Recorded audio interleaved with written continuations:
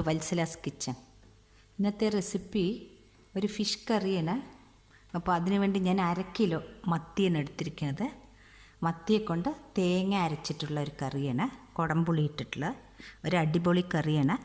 ഇതെല്ലാവർക്കും ഇഷ്ടപ്പെടുമെന്ന് വിചാരിക്കുന്നു. അപ്പോൾ അതിൻ്റെ ഇൻഗ്രീഡിയൻസ് നോക്കാം.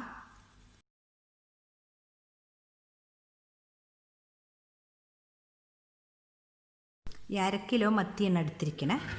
അതിന് ഞാൻ ഒരു വലിയ തക്കാളി, ഒരു പീസ് ഇഞ്ചി, ഒരു 3 വലിയ ഉള്ളി വെളുത്തുള്ളി, ഒരു 6 പച്ചമുളക് എടുത്തിട്ടുണ്ട്. പിന്നെ പൊടികൾ ഞാൻ ഇടുമ്പോൾ പറയാം. കുടംപുളിയാണ് ഇടുന്നത്. ആദ്യം ഈ ഇഞ്ചിയും വെളുത്തുള്ളി ഒന്ന് ചതച്ചെടുക്കുക. ഈ കറിക്ക് വേണ്ടിയിട്ട് ഒരു 4 പീസ് കുടംപുളി ഇളം ചൂടുവെള്ളത്തിലിട്ട് വെച്ചിട്ടുണ്ട്. ഗ്യാസിൽ ഒരു പാൻ വെച്ച് കൊടുത്തിട്ടുണ്ട്. അതിലേക്ക് ആദ്യം ഇഞ്ചി വെളുത്തുള്ളി ചതച്ചതാണിത്. ഒരു 2 സ്പൂൺ വെളിച്ചെണ്ണയാണ് ഒഴിച്ച് കൊടുത്തിരിക്കുന്നത്.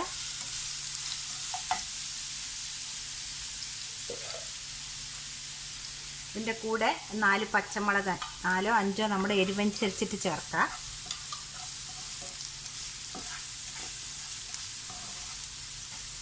അപ്പോൾ ഈ ഇഞ്ചി വെളുത്തുള്ളി അധികം മൂക്കണ്ട, ചെറുതായിട്ടൊന്നായിട്ടുണ്ട്.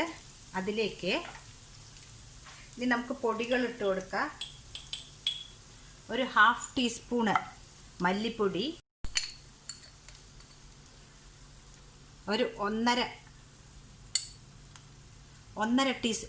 ടീസ്പൂണ് മുളക് പൊടി. ഇത് ഞാൻ വീട്ടിൽ പൊടിച്ച മുളക് പൊടിയാണ്. പിന്നെ കുറച്ച് മഞ്ഞൾപ്പൊടി.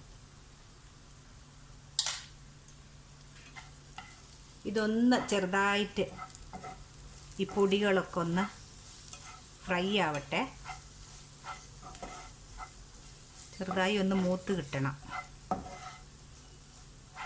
മുളക് പൊടി എരിവനുസരിച്ചിട്ട് ഇത് വീട്ടിൽ പൊടിച്ച പൊടി ആയതുകൊണ്ട് നല്ല എരിവുള്ള പൊടിയാണ്. ഇനി ഇതിലേക്ക് ആ മുറിച്ച് വെച്ച ഒരു തക്കാളി, ഒരു വലിയ തക്കാളിയാണ് എടുത്തിരിക്കുന്നത്. ചെറുതാണെങ്കിൽ 2 എണ്ണം എടുക്കണം.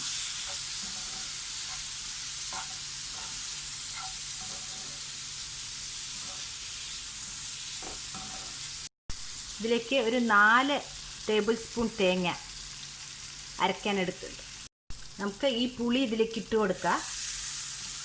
പിന്നെ ഇപ്പോൾ ഈ പുളി ഇഷ്ടമല്ലാത്തവർക്ക് നമ്മുടെ സാധാരണ പുളി ഉണ്ടല്ലോ, അത് പിഴിഞ്ഞൊഴിക്കുക.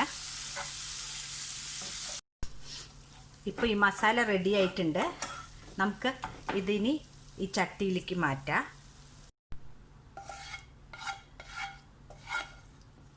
ഇപ്പോൾ ഇതിലേക്ക് ആവശ്യത്തിനുള്ള വെള്ളം ഒഴിച്ചിട്ടുണ്ട്. ഇനി നമുക്ക് ഉപ്പിട്ട് കൊടുക്കാം.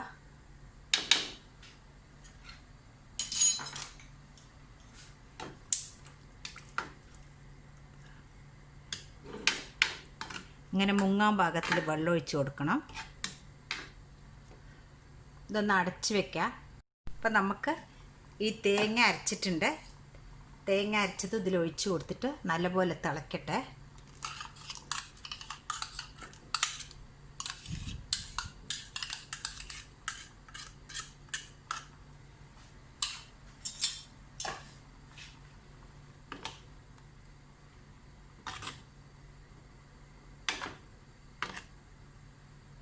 ഇതിനി തിളച്ച ശേഷം നമുക്ക് നോക്കാം.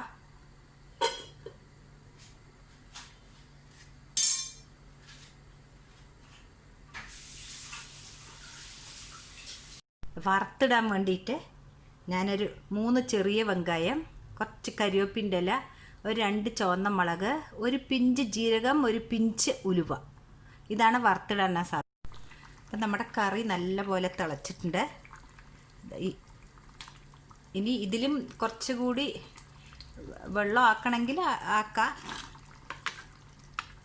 ഞാൻ തേങ്ങ അത്രേ ഒഴിച്ചിട്ടുള്ളൂ. ഒരുപാട് തേങ്ങയായാൽ കൊഴുപ്പാവും വിചാരിച്ചിട്ട്. ഇപ്പോൾ കറി നല്ലൊരു കളറെല്ലാം വന്നിട്ടുണ്ട്. ഇനി നമുക്കിത് ഓഫാക്കിയിട്ട് വറുത്തിടാൻ വേണ്ടിയിട്ട് ഒരു ചെറിയ ചീഞ്ചട്ടി വെച്ച് കൊടുത്തിട്ടുണ്ട്. അതിലേക്ക് ആദ്യം നമ്മൾ കടുക് ഇട്ട് കൊടുക്കണം. കടുക് പൊട്ടിയിട്ടുണ്ട്. അതിലേക്ക് ചെറിയ ഉള്ളി, ഇതിലേക്ക് ആ ജീരകം, ഉലുവ.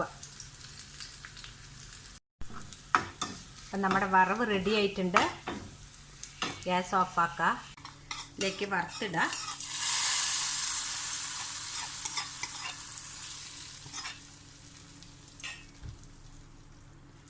അങ്ങനെ നമ്മുടെ മത്തി കറി റെഡി ആയിട്ടുണ്ട്. നിങ്ങൾക്ക് ഇത് ഇഷ്ടപ്പെട്ടു എന്ന് വിചാരിക്കുന്നു. ഇഷ്ടപ്പെട്ടാൽ തീർച്ചയായിട്ടും നിങ്ങളിത് ലൈക്ക് ചെയ്യാനും ഷെയർ ചെയ്യാനും സബ്സ്ക്രൈബ് ചെയ്യാനും മറക്കരുത്. Thank you.